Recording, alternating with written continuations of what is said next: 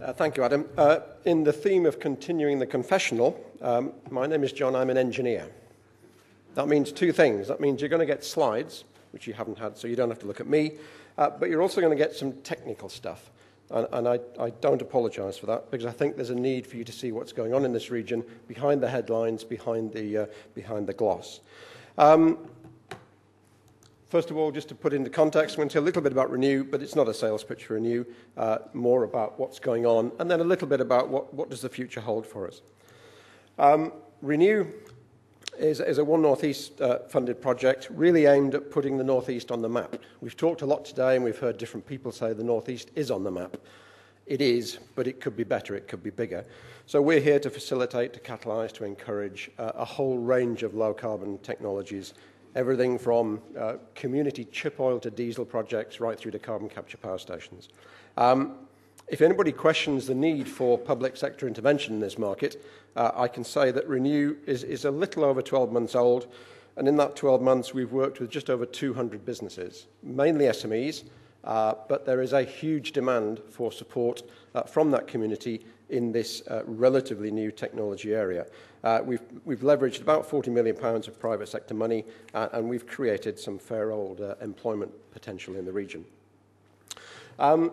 We're based in the Centre of Process Innovation, based down at Wilton, which makes a lot of sense because they are at the cutting edge of looking at some of the newer technology routes to a low-carbon industry. But I want to spend some time going through the detail. What's behind the headlines? What's actually happening out there? We've heard a lot about wind today, big wind. I'm not going to talk too much about that. But I want to look at some other areas that perhaps we haven't looked at so far. And I'm going to look at those sort of areas there.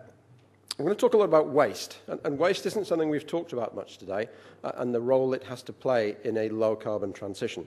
And we're going to talk about those other things there as well. So let's just flick through them very quickly. Keep up with me. There's a lot of information on the slides, and I'm sure you're going to get access to these slides later if you need them. Let's talk about waste. At the minute, we view waste as a waste. It's a pain. It has to be got rid of. We've got plants that burn it. We've got holes that we bury it in. And we all recognise that's not a sustainable future for waste. Waste actually is a very powerful resource, a very valuable resource, and you can do an awful lot of things with waste. You perhaps don't know, but in this region, we import about 1 million tonnes of waste a year.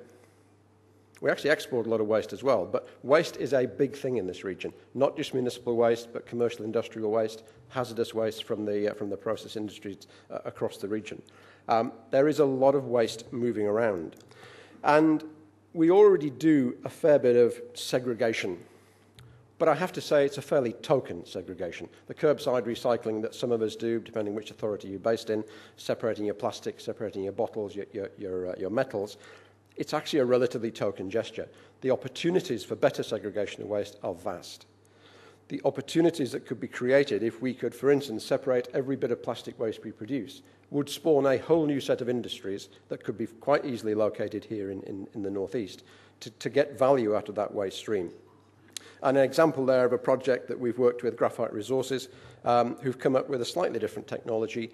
Rather than having to segregate at the curbside or at a central location, you can just put everything into a pressure cooker type of system. Out of the back end comes very clean wastes, which are easily separated and dealt with, and a very amenable end product, residual waste, that you can do lots of things with. That's happening, that's growing, that's increasing, and the real business opportunities are the new businesses that will come in to deal with the glass, the plastics, the card, etc. One of the problems we face, however, is that there are a lot of technology options in this area, an awful lot of technology options.